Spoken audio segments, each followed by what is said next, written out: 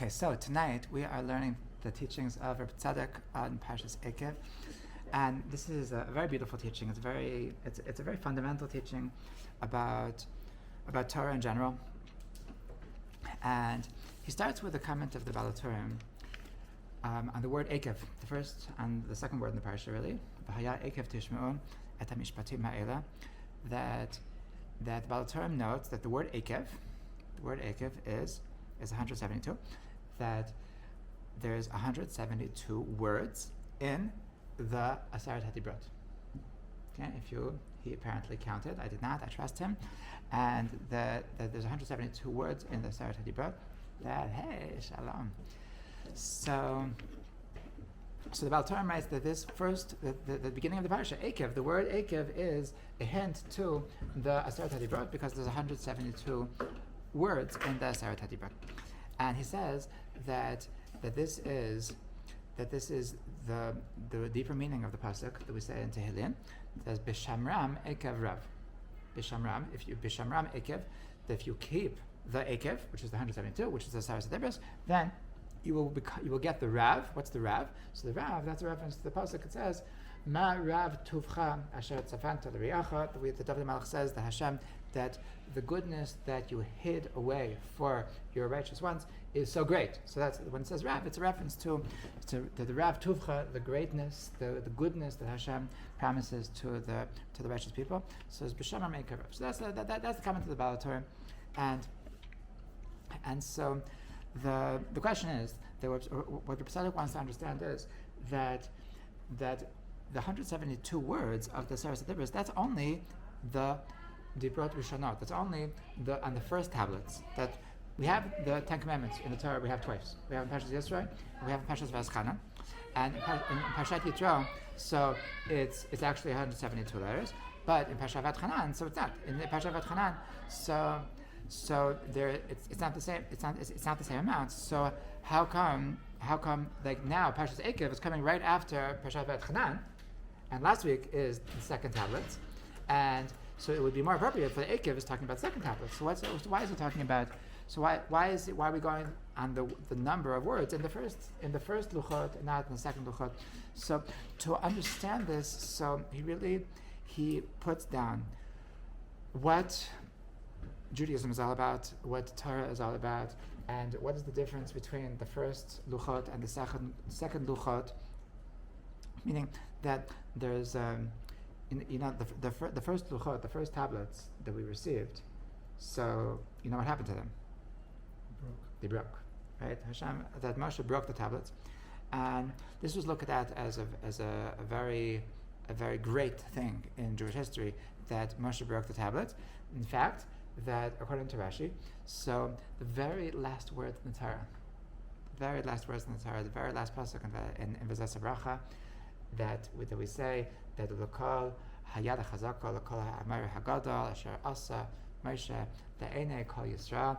So Rashi says, what does it mean? The l'kol ha'amar hagadol le'enei kol Yisrael, that this great fear that he brought in front of all of the Jewish people. So Rashi says this is a reference to the breaking of the tablets. Okay, so this is the grand finale of the entire Torah. That the last thing that we talk about in what happened in that what Moshe Rabbeinu did, his greatest accomplishment was that he broke the tablets. Okay, so this is so Chazal looked at this as a very amazing thing, as a very noteworthy thing, the fact that he broke the tablets, and so in today's teaching, so Rabbi Tzadok really wants to understand what is the difference between the first luchot and the second luchot, why the first luchot was necessary to be broken, and the second luchot is what lives on forever.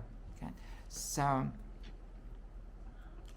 he writes, Tzadok writes, that he counted that he noticed that in the second luchot, in the second time that it refers to the Aseret HaDibrot, so there's some additions. There's more words. Okay, we spoke about this a little bit last week. We're going to speak about it again tonight.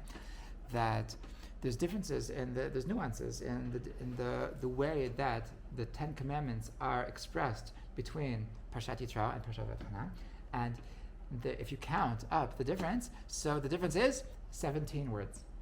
That there's 17 more words in the Parshat V'Tchanan than there is in Parshat Yitro. So what's 17? 17 is Tov.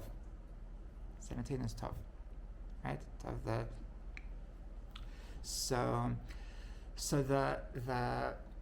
When we're saying that there's a certain Tov, Asher Marav Tuvcha, Shamar Eikev Rav. So that this is a reference to the second. There's something Tov about the second tablets, and when it talks about Tov, it talks about goodness, being good. If you want to know, if you know anybody named Tova, so this is their Torah. So Tov is light, because it says in the beginning of the Torah, Vayar et ha'or ki tov. Hashem saw the light as being good. So Tov is light. So when we're talking about Tov, we're talking about light. There's a certain light that exists in the second luchot that didn't exist in the first luchot, and that goodness is light. Now, when we're talking about light, so what is that talking about? So he brings a different midrash. Then this is seems to be one of his favorite midrashim. I'm getting to know Rav Tzadok as we go along. That he loves to quote this midrash, that it says that when it talks about the Torah Sheba'al Peh, when it talks about Talmud Bavli, talks about learning Gemara. So the midrash quotes a pasuk that says, "Ha'am ha'holchim b'choshech ra'u or gadol," that the nation that's walking through the darkness will see a great light. So when we're talking about the light, so the light that we achieve is that the people who really that they struggle to understand Torah. And that's our reality, that we have to struggle to understand Torah, that through struggling to understand Torah, and that's why it's called Am HaHolchim B'Choshech, that's why it's called the people that walk in the darkness, because when we want to try to understand something, so it's hard. Like when we have Torah concepts, we're very distant from Torah concepts, and when we're coming from our New York experience, and we're trying to connect with divine ideas. So it takes a lot of work to try to break our heads into this new way of thinking, and that's what it means Am HaHolchim B'Choshech. But the pasuk promises us Am HaHolchim B'Choshech Ra'u or Gadol, that there's a certain great light that can only come from walking through the darkness.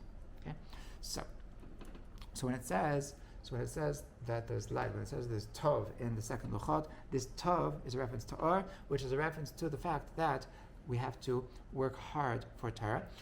By the way, it says this is one of the greatest differences between what happened on Shavuos B'Tammuz. That what happened on the breaking of the Luchot is that the Gemara says that if we wouldn't have been that Moshe brought the Luchot, then we would just learn Torah and never forget it. That learning Torah would be a breeze. Learning Torah would be a breeze. We would just go to some computer, just plug ourselves in, download everything we needed to understand. It would just go in easy. We would remember it forever. We would just be programmed for life, and that everything would just be, our connection to Torah would be very, very simple. And it's only because Moshe broke the Luchot that this reality that it's difficult for us to understand things, that we forget things. So that's all a result of the breaking of the Luchot. Okay? So the second Luchot, the second Luchot, this represents the Torah Sheba'al Peh. This represents that our connection to Torah. And the first Luchot, that represents a different way of connecting to Torah, that is from down up, as opposed to from up down, instead of where we have that from down up. So now he gives a very beautiful explanation. There's this very strange Gemara. It's a very strange Gemara that says in Bava Kama that one Amara asked the other Amara that why is it that it says Tov in the second tablets and doesn't say Tov in the first tablets. And the other Amara asked him that you're asking me why, but before you ask me why, you should ask me if I am aware of the fact that that's really true, because the truth is I'm not really aware. But you should go to so-and-so because he studied from so-and-so until he would know the answer to this question. And so So it's very it's very strange conversation, and he was assuming that it says Tov in the second tablets and doesn't say in the first tablets, and so the Rishonim write that when it says what's it mean that it says Tov in the second tablets? It's a reference to the fact that it says in Kibud Aveim, in the mitzvah to respect your parents, it says Leman Yitavlach. And that it only says that in the second time. It doesn't say it the first time. Leman Yitavlach, that you should have this goodness. So the Rishonim say that that's what it means. That why is it mentioned Tov in passing? Leman Yitavlach. And so according to that explanation, so it's very strange. How could he not know that, right? So I think Tzadok is giving us somewhat of an explanation to that. That he didn't mean that why it says a word Tov Yishav Leman Yitavlach. What he meant is that there's the 17 words, that it's like he was speaking in hints, he was speaking in riddles, that it's when it says Tov in the second Luchot, it means why is the number of words which are added in the second Luchot more than the first Luchot? Why is the number of words 17? Because 17 represents Tov, and Tov is the light of the Torah Shabbat. Okay, So now, what does it mean? What does it mean that the Eikev? So the Eikev is the first luchot, and the Eikev is that there's a certain light, there's a certain goodness that Hashem desired to bring a certain beauty, a certain connection, a certain holiness into the world. But it didn't work, and that's why because it didn't work, it was too big for this world. So that's why it resulted in the breaking of the luchot, right? So he says that is a reference to a Kabbalistic idea that's referenced in Chazal. That's called the Or Haganuz. Or Haganuz. Or Haganuz means the hidden light. The hidden light. It's also there's a yishuv somewhere in the north called Or Haganuz, and there's also a wine company called Organiz that I believe comes from that yishuv of Organiz, and I think it's pretty good wine actually. But what the Organiz come from? That it goes like this: that there is a question everybody asks. If you read the story of creation, so it says that on day one, so Hashem made light. Hashem said, "Let there be light," and there was light. And then on the fourth day, so it said, Hashem said, "Let there be luminaries, let there be a sun and a moon, stars." And so everybody asks, like, hold on a second, if the sun and the moon are only making light on the fourth day, so what exactly will happen on the first day?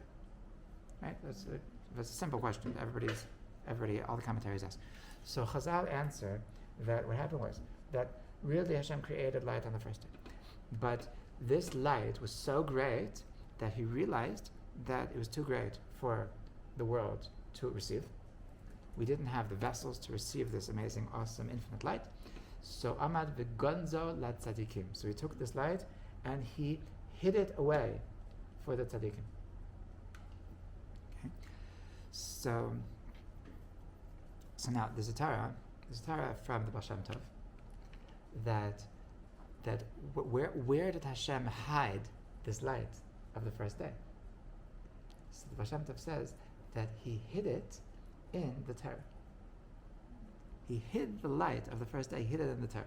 So that's why we say Kinei mitzvah v'Torah or that it says the mitzvah is like a candle and the Torah has the light. What the light? The light is that light, that greatness, that infinite light, and that's why that a person who has Torah. So when you have light, so what do? Then you have clarity. Then you have direction. So that light, it just fills you up, and that we connect to that light of the Or Ganuz. We'll connect to it by learning Torah. Okay? So on the first day, so we have this Or Ganuz, and that's that same light that Hashem was trying to bring down with the first Luchot.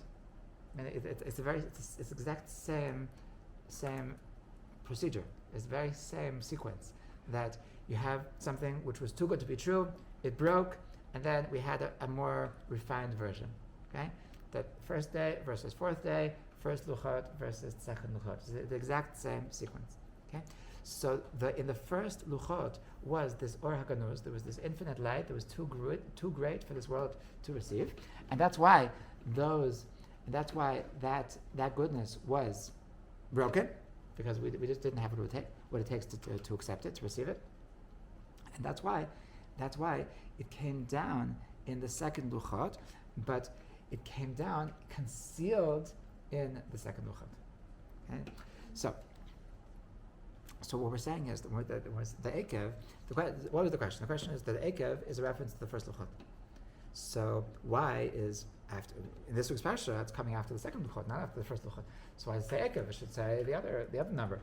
So he explains that really what the Torah is trying to say is that don't think for a moment that the second luchot is on a lower level. Really, the holiness, the infinite light of the first luchot, of the Eikev, is actually concealed in the second luchot. And that's what it says. That's why the pasuk continues. Et hamishpatim ha'ela. V'haya Eikev tishma'un et hamishpatim ha'ela. Ushmatem va'asitem otam. So he's going to continue on the last point of va'asitem otam. So what the mishpatim? So what's the difference? It says that there's chokim and mishpatim. There's chok and mishpat. What's the difference between chok and mishpat? So other commentaries explain that a chok is a law that doesn't have a reason. That it is what it is. Okay, just do it. We don't like shatnez. You're not allowed to have wool and linen together. You're not allowed to eat milk and meat together. These things that they don't make sense. We accept. We accept what Hashem says, but that's a chok. Okay, a mishpat is something like that you should respect your parents. You shouldn't lie. You shouldn't steal. Those are called mishpatim. Okay, so now that mishpatim is to live in the world of mishpatim is to try to understand the Torah. I'm giving a course now in one of the schools I teach it's called What's in it for me? What's in it for me? What's the idea? It's a course on what's called Ta'ameh HaMitzvot. Ta'ameh HaMitzvot means what's the rationale behind the mitzvot. So we go through different mitzvot, different parts of different elements of Judaism, and try to understand that what do we gain from doing these mitzvot? How is living this kind of lifestyle? How does it add to my life? How do I gain from it? Why is it worthwhile? Like don't tell me just to do it just because Hashem said so. I want to know, why did Hashem want me to do it? He wanted me to do it because obviously he thought that I'm better off doing it. So what's in it for me? So what's the rationale of the mitzvahs? So that's called Tameh mitzvah. The word tam in Lashon HaKodesh. So it means reason. It also means taste. It also means taste. Why does it mean? Why do we use the same word in Lashon HaKodesh? Why do we use the same word? Doesn't it mean like naive or innocent? No, that's with the taf. Oh, okay. With a tet, that's ta'am. Ta'am is taste, and it means reason. So why do we use the same word for the reason we use for taste? Because when you know why you're doing something, so then it's much more tasty. That the difference between if your Judaism is going to be a bland Judaism or a tasty Judaism, it lies in this. That if everything in life is because I said so then you're going to be living a very bland Judaism. And if you try to understand why Hashem wanted you to do this, because actually it adds to your life, then it's going to be tasty. I had a friend once that he was. I met him. That he introduced himself as that he grew up religious. So I asked him, what happened? So he said, the reason I stopped being religious is because I had a stupid father. I have a stupid father. So I said, what do you mean? So he said, well, every Shabbos, so my father would wake me up for shul, and it would say, it's time to wake up. It's time to wake up for shul. You have to go to shul. And I would say, I don't want to go to shul. So my father would say every week, you know what? I also don't want to go to shul. But that's what we do. So he told me that like in retrospect he realizes that that's not really what Judaism is, but it was too late, right?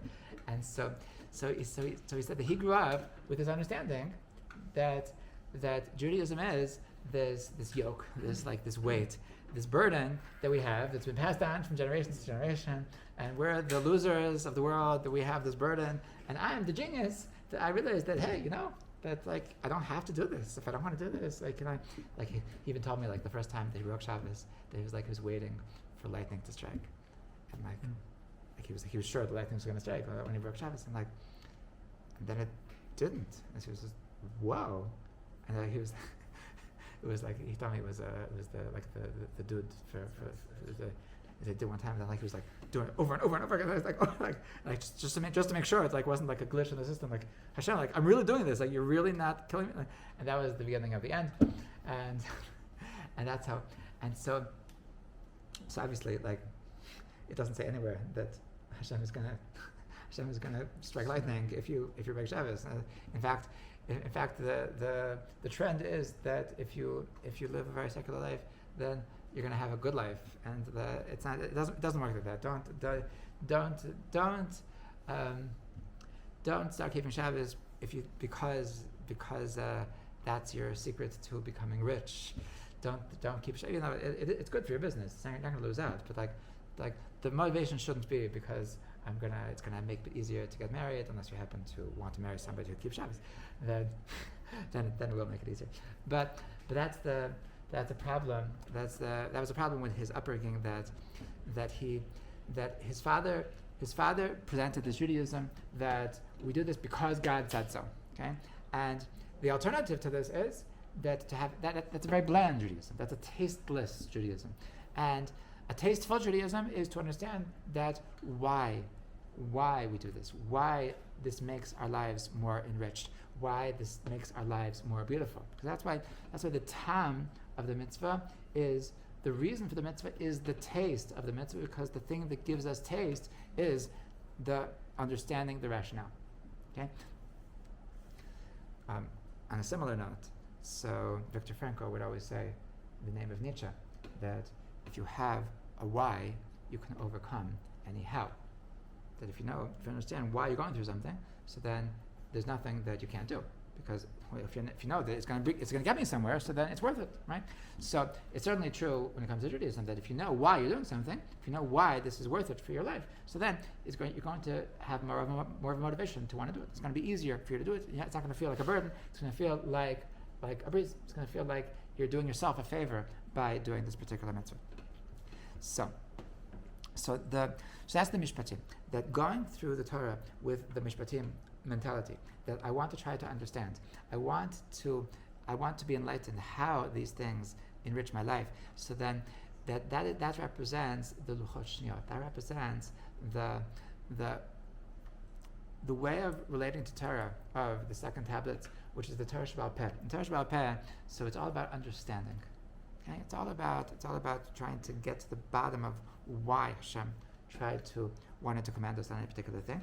And so the Eikev tishmon et hamishpatei ma'ila, that if you want to really find the Or HaGanuz, the light which was hidden, this infinite light which was hidden, so the Eikev, which was broken in the first luchot, so the place that you'll find them is in the second luchot. It's in the mishpatim, in this mentality of the second luchot, which represents the Torah Sheba'al Peh, which represents the fact that we want to try to understand and not just say, yes, God, absolutely, God. In the first luchot, so you know what happened? So Hashem said, I'm the Lord your God. And you know what happened? We died. It says that our souls left our bodies because it was just too much. The truth that Hashem gave down to us in the first tablets, in the first luchot, in this Torah Sheba'al. So it was too much. It was too much. It was not sustainable, and we actually literally died. Okay, so that's why it couldn't last. It couldn't remain. So it needed to be broken, and that's why we have the second luchot. Okay? So now, the Tzadok explains that the first luchot and second luchot. So this is corresponding to Torah Shebichtav versus Torah Sheba'al Peh. Okay, and this is a very very important thing to understand. That Judaism is not Torah Shebichtav. Judaism is Torah Sheba'al Peh. Okay, and this is a very important thing to remember, because many years ago I had a student that they came to me, and he wanted to know if we could sit down and discuss a course that he took in Hebrew University on Bible criticism. And he took a course in Hebrew on Bikarat HaMikra, even though apparently they were not supposed to do that, because this is a famous story, that when they created Hebrew, so they invited Rav Kook to speak at the inauguration, what's called, like the opening ceremony of Hebrew University, and Rav Kook agreed to speak at the opening ceremony on the condition that they wouldn't teach Bible criticism, and they accepted, and apparently they were politicians, and they did whatever it takes to get a vote, and but apparently nowadays they do teach Bible criticism. Anyway, so he had taken this class on Bible criticism, and he ended up quite mixed up. And so he wanted to know if I was willing to sit with him, and I said sure, no problem. That I was quite sure that there is nothing in Bible criticism that has any sense to it. I've studied a little bit of Bible criticism. It was Bible criticism was created by a man named Wilhelm, and in the 1800s, and it's very childish. It was started at least by very childish points. Sometimes God is referred to as Yod Kei Vav Kei, and sometimes God is referred to as Elokim.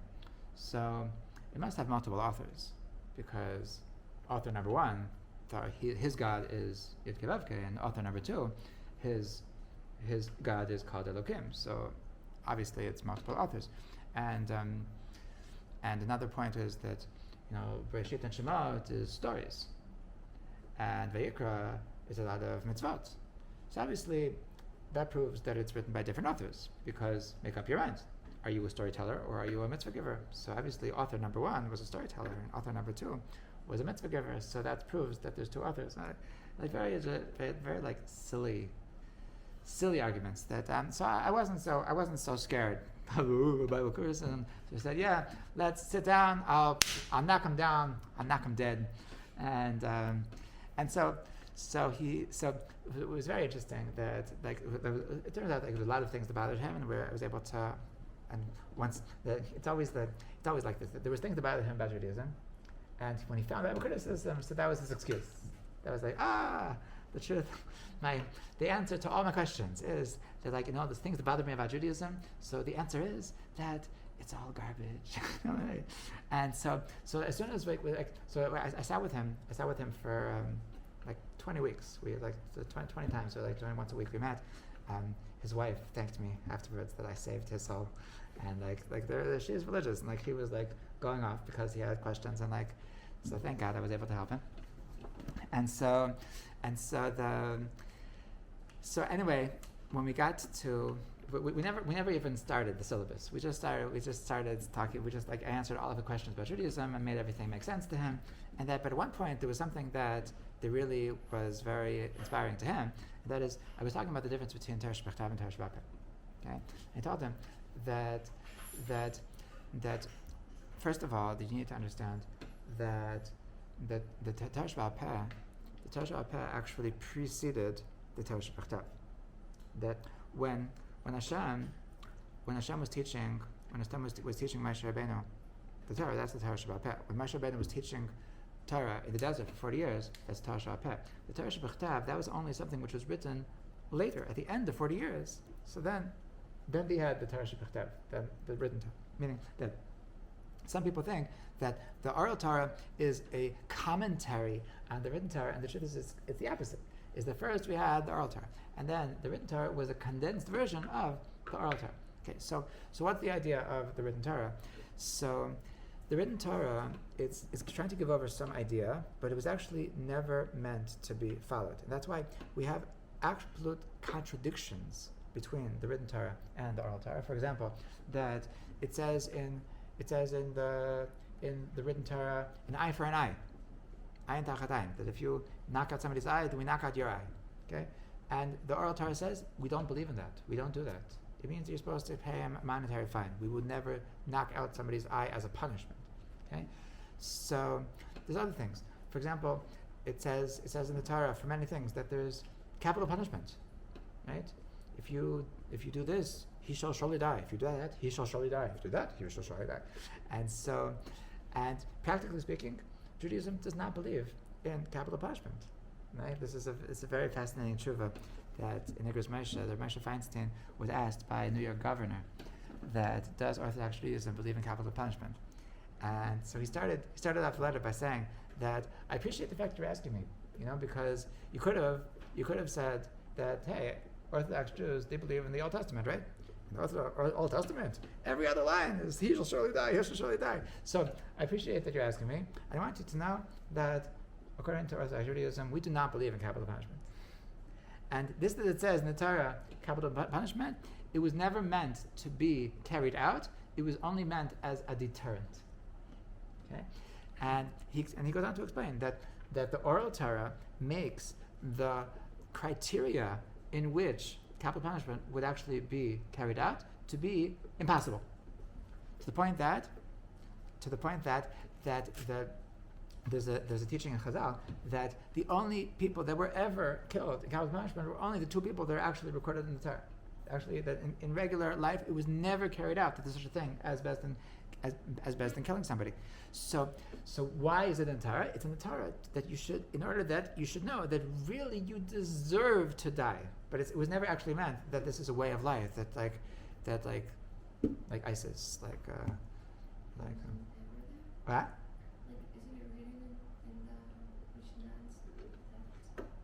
It's written the halachot of how to do it, but they never actually did. Oh no, you're right. Mm-hmm. What about the blasphemer?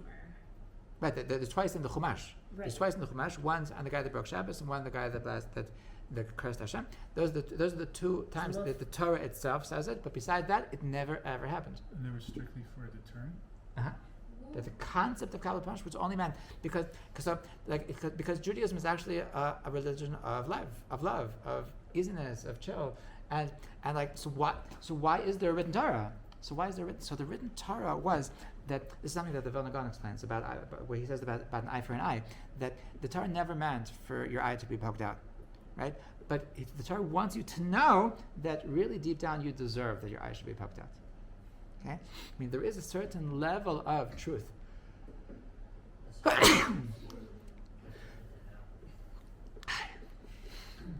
There's a certain There's certain reality, there's a certain level of truth in which that you deserve for your eye to be poked out, and it's okay for you to know that level of truth exists, but it should never be carried out, because that kind of lifestyle is not going to work in this world. Okay, so that's the truth. There's a certain truth of, we can call this God's truth and our truth. Okay? That there's a certain objective truth that if we would be living according to God's objective truth, then things would be very, very strict.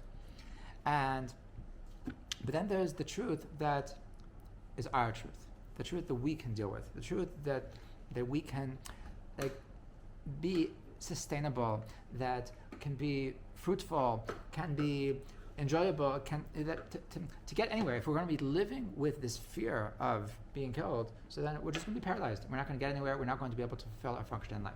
Okay, so this is the difference between the Torah Shebechtav and the Torah Sheba'al Peh. And so getting back to my friend, so he when he told him that the Judaism is the oral Torah, so then he said, oh, so now I know why you're not scared of Bible criticism, because the Bible criticism is something talking about Torah Shebechtav, but Torah Shebechtav, anyway, that's not Judaism. Anyway, that's just that's a little point. It's a small point in Judaism that 40 years after we got the Torah, so then it became written in, but that we were never following the Torah of Torah Shebechtav. So if Bible criticism has critique on the written Torah, it's not going to affect our lives and how we practice Judaism in any way whatsoever. Okay. So this is what Tzadok explains, that the when it says Eikev tishmon et mishpatim ha'ela, so what it's trying to say is that the Eikev, which is a reference to the Or HaGanuz, which is a reference to the first luchot, that I want you to know that it can be found in the mishpatim. It can be found in the second luchot. It can be found in this mentality of trying to understand. So it's through that mentality of understanding that you can actually connect to the infinite light. Okay. Now, so this is exactly, there's a beautiful thing. There's if anybody here ever learned Gemara, so there's something that comes up a lot of times in Gemara that always bothered me. That it's a difficult thing, and that is something called drashot. Drashot means that many times that Chazal will try to extrapolate certain halachot from nuances in the psukim. Okay, for example, that sometimes they'll say, well, why does it say ve? Why doesn't it just say it without the ve? So the ve is extra, the vav is extra. So it's coming to tell you this halach. Okay, or it's coming. Or sometimes it will say that it's very famous that Rabbi Kiva would say all the ets of the Torah, and sometimes the Gemara will say like that over here it uses this word, so it's coming to say to exclude, so it's coming to say that except for this, and you look at it and you say, come on, like really, like how?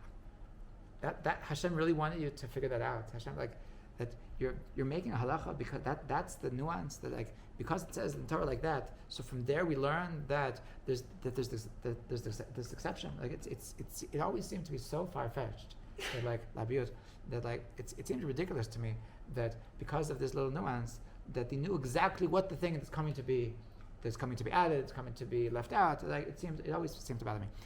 So until I saw a very beautiful teaching from the Ramchal, that the Ramchal writes that really, like we just said, that it's not that they were extrapolating the halacha from the psukim, because it's quite the opposite. Really, the oral Torah, how to live halacha, was actually being practiced even before we had a written Torah. It was all part of the oral Torah. So what's the thing? So why is the Gemara always doing these drashot? So the Ramchal explains that Chazal took upon themselves this challenge, this mitzvah of connecting the Torah Shebechtav with the Torah Sheba'al Peh, to show how the oral Torah and the written Torah are actually one. And actually you can see, even though it's a little bit far-fetched, but it's somewhat of a nuance, but you can, if you really look hard, you can find that the oral Torah is actually hinted to in the written Torah. Now why did they want to do this? So according to Tzadok, it makes a lot of sense, because they were trying to say that the oral Torah and the written Torah, they're apples and oranges. It's day and night. That literally day and night. That the oral Torah is night and the written Torah is day. That the written Torah is this infinite light that from up down, that God's Torah, God's truth, God's infinite wisdom, that's too much for us, that when we hear God's voice we just die, and the oral Torah, that's that, like, what do you think? Let's talk about this. Let's try to figure it out. Let's try to make sense out of this. This is the mentality of Mishpatim, and this is the world of the oral Torah, and so it seemingly is actually apples and oranges, actually completely different Torahs, and so that's why Chazal took upon themselves this mission, this holy mission of drashot, which is to connect between the oral Torah and the written Torah, or in other words, to show that really all of the infinite wisdom of the written Torah is actually there in the oral Torah. Okay, that's what it means. That if you want to connect to this Or HaGanuz, so it's possible. You can actually get to it through learning Torah, through understanding Torah. So you don't think that the Torah that you're understanding is a lower level Torah. That this is the Judaism for dummies. Okay, if only I could get the real Torah. The real Torah is the Torah that Hashem wanted to give us, but darn, Moshe Rabbeinu broke the tablets. We're never going to get that. That it's in the Judaism for dummies that we can connect with the hidden light. We can connect with this Oreganus. Okay, so this is the idea of the drashot. This is what the Eikev Tishma.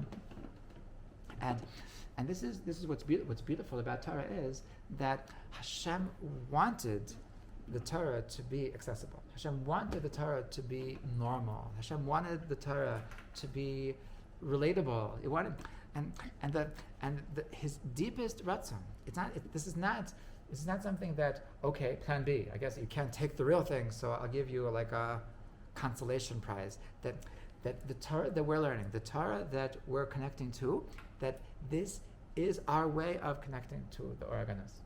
Okay, so meaning that the deepest secret of the Torah Shebechtav, the deepest secret of the infinite Torah, is Hashem's infinite rachamim, is Hashem's infinite compassion that He wants to connect to us. If you want to understand this on a deeper level, the deepest, there's a beautiful midrash.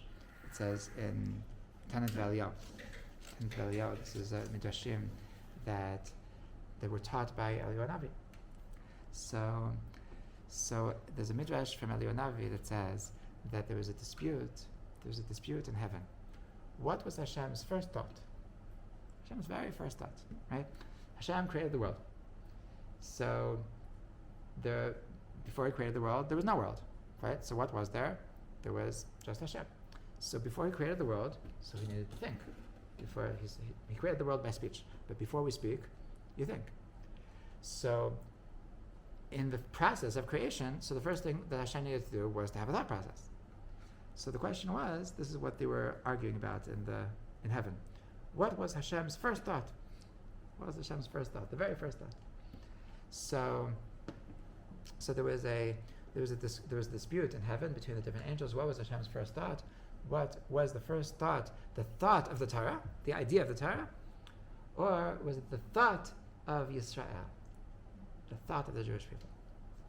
And so Eliyahu Navi says this was a discussion in the heavenly base medrash, and I say that the real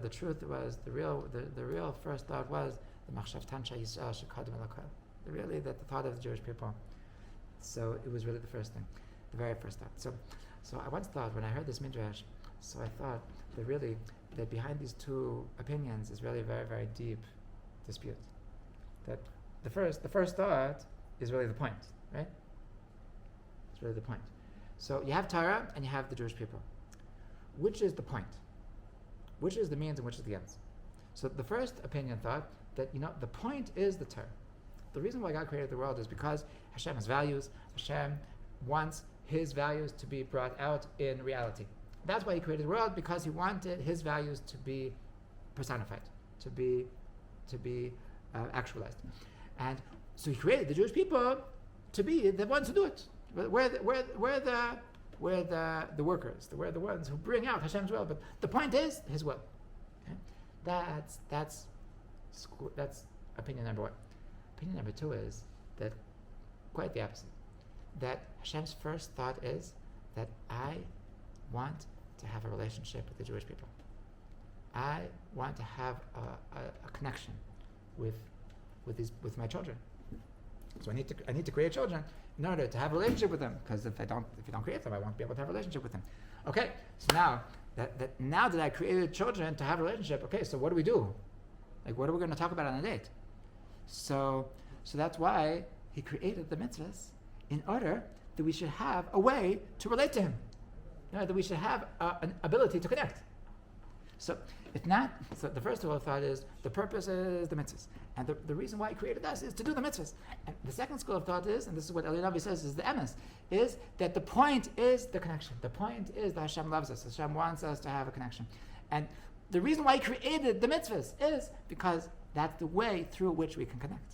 Okay? So this is what it means, that the deepest secret of the Torah Shebechtav, like Hashem in Torah Shebechtav, so it sounds like a lot of rules. It sounds like a lot of strictness. It seems like this is too much. It's too extreme. It's too intense.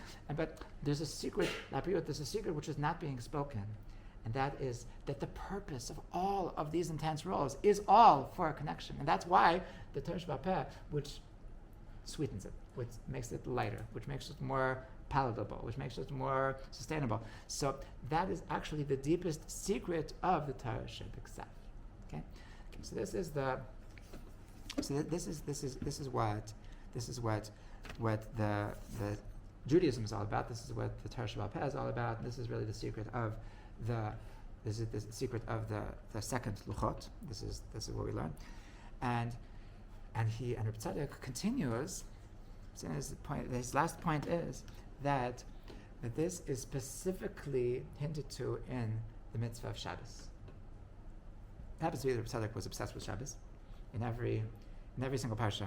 Like I only teach you the things that he talks about relating to the Parshat HaShavua. But the truth is, in every single parsha, half of what he has to say is about the parsha, and half of what he has to say is about Shabbos. He has pages and pages. It's amazing. It's incredible. It's unbelievable how much he has to say about Shabbos. So he writes that once he was counting how many words there are in the Aseret HaDibros, so he noticed that specifically when it comes to Shabbos, so in the first time around it was 55 words, and the second time it was 64 words. So what's the difference? The difference is 9. 9 is tet.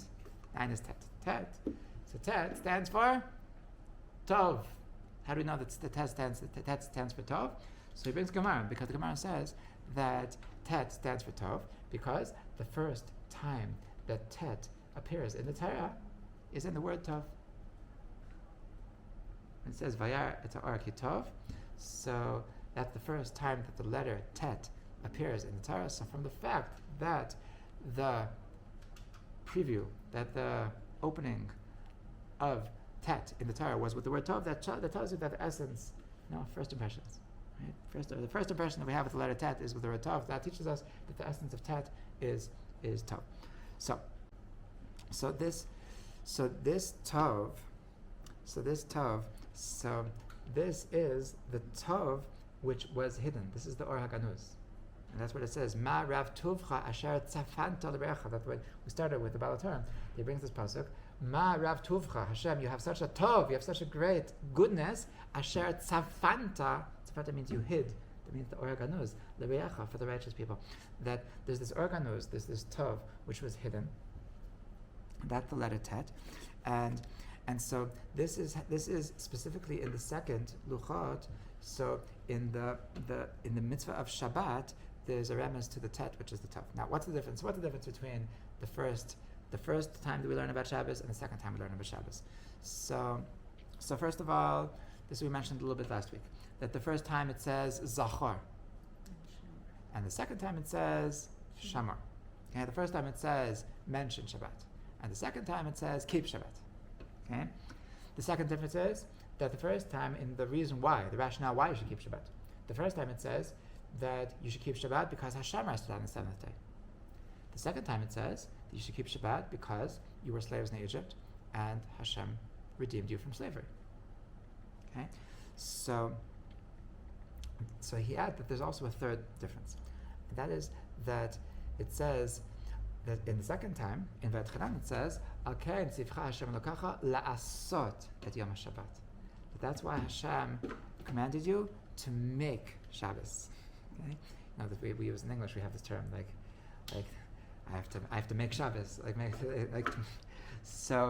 So he says that to make Shabbos, la'asot et Yom HaShabbat, this is specifically connected to Lishmar Shabbat. This is specifically connected to keeping Shabbat. What's it mean to keep Shabbat? It means not to transgress Shabbat, not to do the things you're not allowed to do, not to smoke, not to use your phone, not to that it's the keeping Shabbat that's what makes Shabbat. And he says that that's also we know this from a different pasuk. We say in Kiddush, V'shamru v'nei Yisrael Shabbat.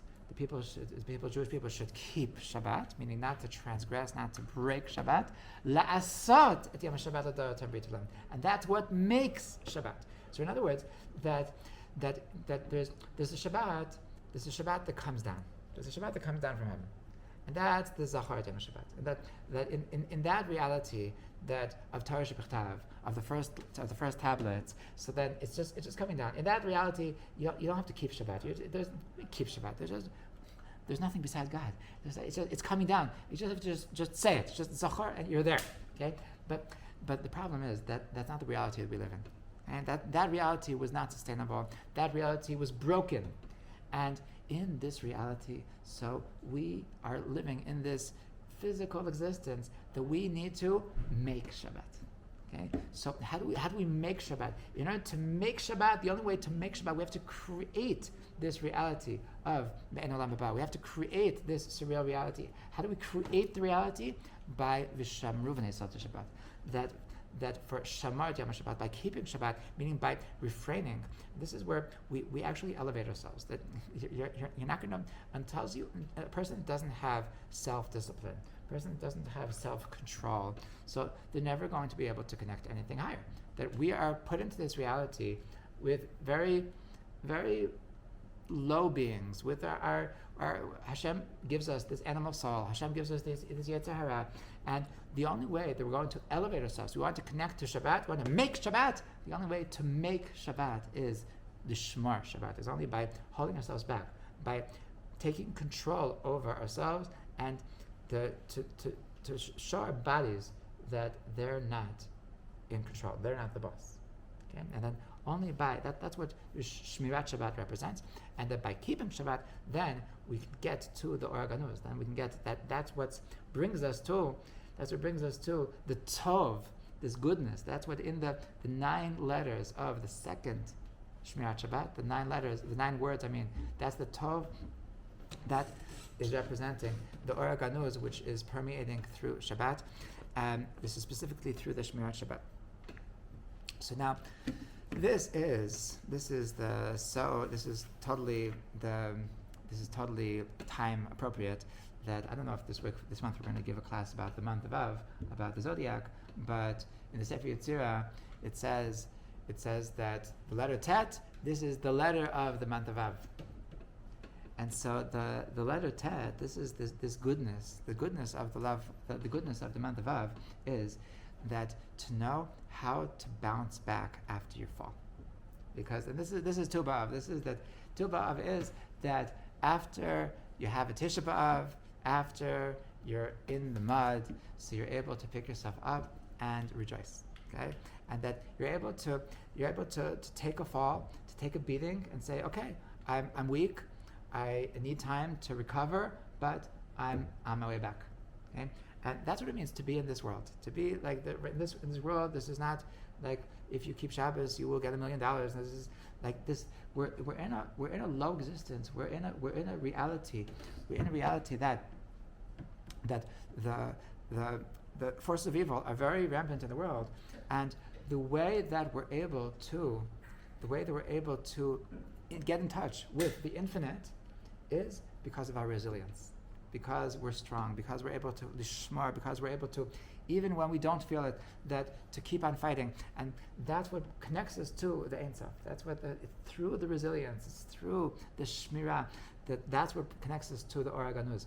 So that's the Tov, that's the goodness, that's the Amahochi B'choshech Or Gadol, that's this great light that you only get from the getting knocked out and standing up and keep on, and like there's this certain euphoria that you can only get by being almost dead and not giving up. So I bless us all that we should be able to find this Or HaGanuz, find these tastes of infinity, and to know that this is really, it's the way it's supposed to be.